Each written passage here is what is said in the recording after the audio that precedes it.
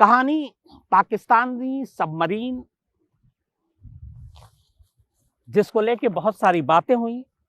PNS गाजी। PNS गाजी क्या है? PNS गाजी एक ऐसा सबमरीन था जो अपने जमाने में उस वक्त 70s में बहुत ताकतवर था। पाकिस्तान के तब अमेरिका के साथ बड़े अच्छे रिश्ते थे। अमेरिका ने अपनी पुरानी सबमरीन को ठीक ठाक कर, ये जो गाजी थी, पाकिस्तान को दोस्ती के एवज में ये दे दिया था। और गाजी का उस वक्त अपना एक जलवा हुआ करता था।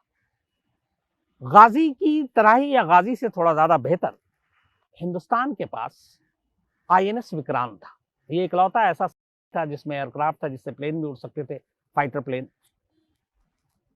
तो पाकिस्तान के पास पीएनएस गाजी उस वक्त की तकनीक से बेहद लैस, बेहद घातक, खतरनाक, और इसी गाजी के डूबने या इसमें धमाका होने की पूरी कहानी है। इस पर फिल्म भी आई थी 3-4 साल पहले।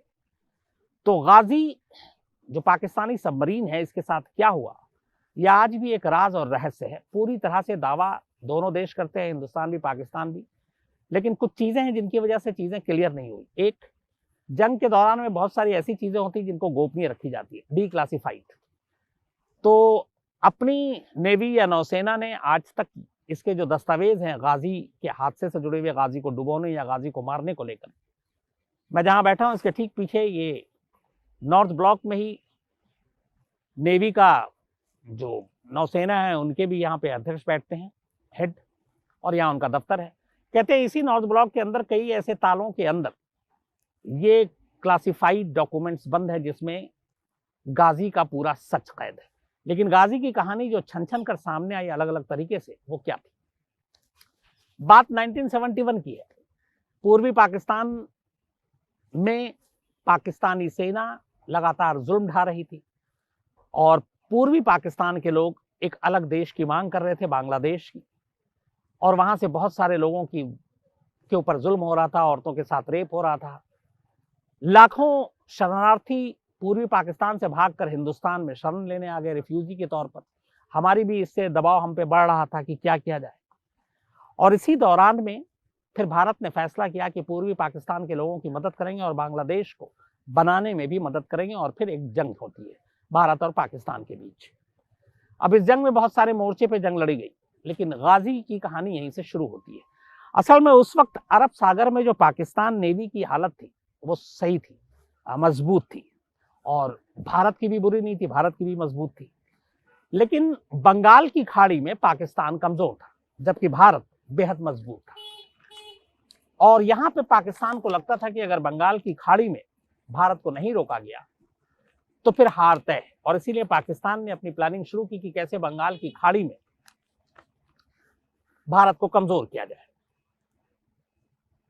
इसी चीज को सामने रखकर पाकिस्तान ने अपने सबसे ताकतवर सबमरीन पनडुब्बी गाजी को बंगाल की खाड़ी में भेजने का फैसला किया।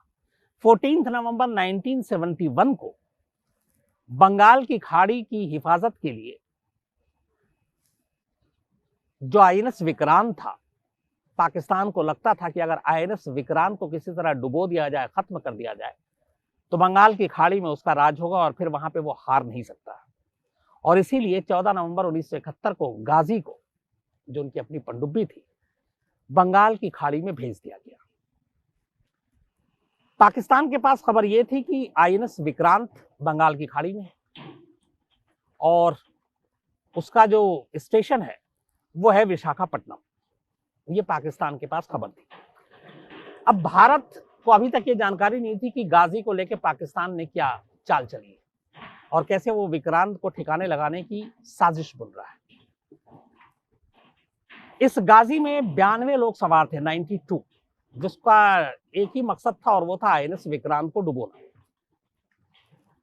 लेकिन हुआ ये कि जब गाजी 92 लोगों के साथ विक्रांत को निशाने पर लेने के लिए आगे बढ़ा तो एक दो चीजें ऐसी हुई उस वक्त, चूंकि हालात ठीक नहीं थे, जंग के माहौल थे, जंग हो रही थी, तो दोनों देश के लोग, सेना, एक दूसरे की बातों को इंटरसेप्ट कर रहे थे, सुन रहे थे। ऐसी एक बातचीत चिटगांव की नेवी को एक संदेश दिया था गाजी में सवार 92 लोगों में से जो उनके कैप्टन थे। और संदेश ये था कि उनको एक खास किस्म का लुब्रिकेंट चाहिए, एक खास किस्म का तेल जो खासतौर पर सबमरीन और माइन स्वीपर में ही इस्तेमाल होता है। अब ये एक संदेश भारतीय नेवी ने पकड़ लिया। अब यहाँ पे ये सोचा गया कि आखिरकार चटगांव में पाकिस्तानी नेवी एक खास किस्म के लुब्रिकेंट, खास किस्म के तेल की मांग क्यों कर रही है। और इसके बाद जब उसकी जांच की गई तो पता चला कि गाजी को हिंदुस्तान बंगाल की खाड़ी की तरफ भेजा जा रहा है। और जब गाजी को भेजने की बात आई तो फिर यह साफ हो गया कि इसके निशाने पर आईएनएस विक्रांत होगा। तो इसी के बाद फिर इस सबमरीन का नाम क्लियर हो गया कि ये गाजी है। अब जब ये बात आई और गाजी को लेके अपनी नेवी और बाकी सारी जो एजेंसियां थी उन्हें मालूम थी कि वो क्या कोहराम मचा सकता है, यहीं से एक प्लानिंग शुरू हुई। प्लानिंग ऐसी जबरदस्त थी कि जिसकी दूसरी मिसाल कभी मिलती नहीं है। एक जहाज को बचाने के लिए एक दूसरे जहाज को दुश्मन के जहाज के निशाने के सामने खड़ा करना, और उस जहाज में लोग भी हैं और वो जहाज उतनी ताकतवर नहीं है। खतरा ये है कि अगर निशाना सही लगता है तो अपने लोग मारे जाएंगे, वो जहाज तो डूबेगा ही, लेकिन अपने सबसे बेहतरीन और ताकतवर जहाज सबमरीन को बचाने के लिए एक दूसरे जहाज की बलि और उस जहाज में सवार दूसरे सैनिकों की बलि, ये एक प्लानिंग थी। तो इसीलिए कई बार जहन में आता है कि जो जंग है, जंग में सब कुछ जायज होता है जीत के लिए। और इसी जीत को और आईएनएस विक्रांत को बचाने के लिए उस वक्त एक रणनीति बनाई गई। और रणनीति ये थी कि भारत ने सबसे पहले तो विशाखापट्टनम से आईएनएस विक्रांत को हटा दिया और उसको भेज दिया अंडमान सागर तक। वो थोड़ा समंदर तल के नीचे है और हालांकि आईएनएस विक्रांत का जो स्टेशन था वो हमेशा विशाखापट्टनम था और ये पाकिस्तानी नेवी को भी मालूम थी।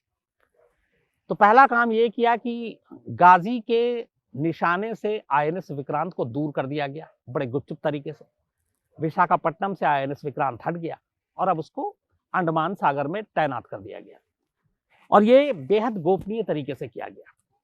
लेकिन अब ये है कि पाकिस्तान को ये कैसे यकीन दिलाया जाए कि आईएनएस विक्रांत अब भी विशाखापट्टनम में है, क्योंकि पाकिस्तान को जब तक ये यकीन नहीं दिलाया जाएगा तब तक वो विशाखापट्टनम की तरफ गाजी को भेजेगा नहीं और फिर ये सारी चीजें होंगी नहीं।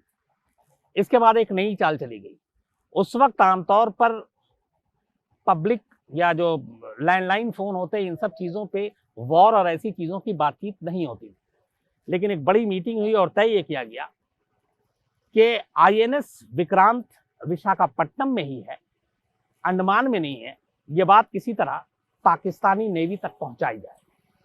इसको पहुंचाने के लिए अब नेवी के अफसरों ने फोन पर बातचीत करनी शुरू कर दी और ये मालूम है कि ये फोन इंटरसेप्ट होगा, पाकिस्तानी नेवी सुनेगी। इसके बावजूद अब मैसेज देने शुरू कर दिए गए।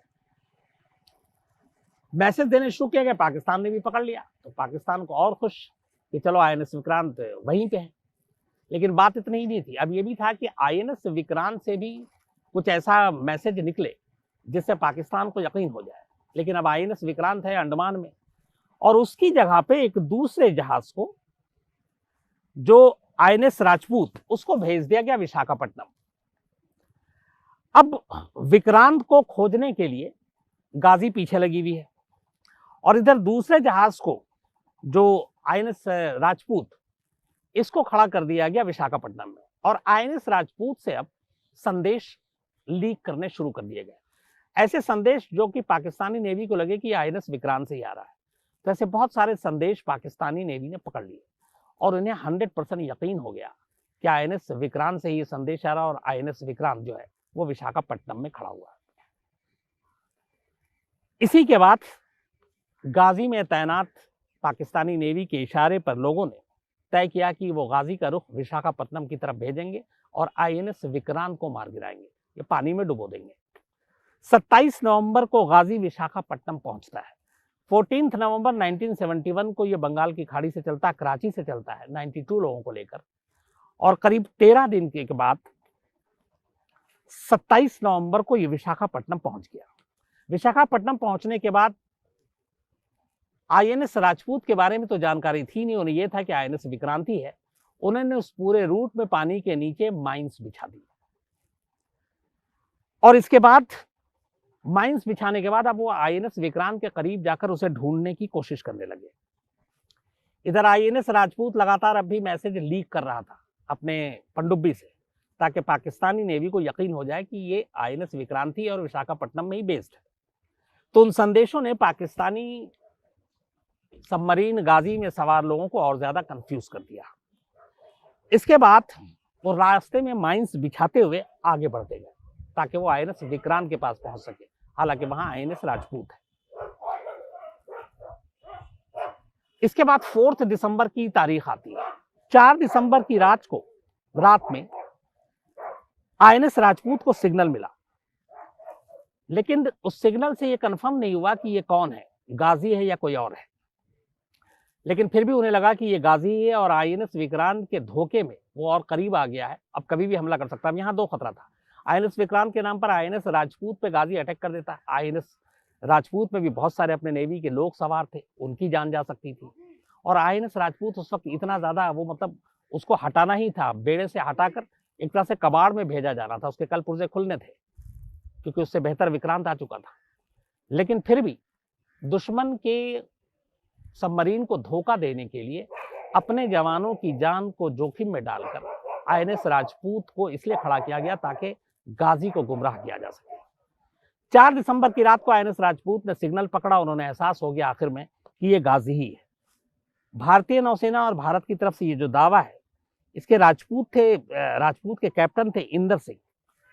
इन्होंने जब इस सिग्नल को पकड़ा तो उन्हें लगा कि ये गाजी है, और इससे पहले कि गाजी हमला करे, पानी के अंदर से उन्होंने 2 ब्लास्ट किए और ये धमाका सीधे जाकर गाजी में हुआ। और गाजी कहते हैं वहीं पे नेस्तो नाबूद हो गया, बर्बाद हो गया और पानी के अंदर ही डूब गया। ये इंडियन नेवी का कहना है कुछ लोगों का। हालांकि इसके जो पूरे डॉक्यूमेंट्स हैं, पूरा क्या हुआ वो क्लासिफाइड है, आज तक ओपनली इसको साझा नहीं किया गया है। लेकिन दूसरी तरफ पाकिस्तानी नेवी ने बाद में ये क्लेम किया, उन्होंने माना कि हाँ गाजी उनका डूब गया है, और ये बड़ा झटका था उनके लिए। लेकिन उनका कहना था कि गाजी को आईएनएस विक्रांत या आईएनएस राजपूत ने नहीं मारा, बल्कि उसके अंदर एक तकनीकी खामी आ गई थी, टेक्निकल प्रॉब्लम आ गई थी, और उसकी वजह से धमाका हो गया और उस धमाके की वजह से गाजी डूब गया। ये बात पाकिस्तानी नेवी का। भारत की तरफ से यह है कि आईएनएस राजपूत ने इसको 2 धमाके करके डुबोए। पाकिस्तान का कहना है टेक्निकल खामी की वजह से ये डूब गया। लेकिन हकीकत क्या है ये आज तक क्लियर नहीं है। उसकी वजह यह है कि हमने 1971 के इस सारे इंसिडेंट को गोपनीय रखा है, क्योंकि बहुत सारी चीजें होती हैं जो आप पब्लिक डोमेन में नहीं लाते हैं। आपकी जंग की रणनीति, कैसे लड़ना है, कैसे दुश्मन को मारना है, आने वाले वक्त में भी कभी ऐसी जरूरत पड़ सकती है तो आप उसका खुलासा नहीं कर सकते हैं।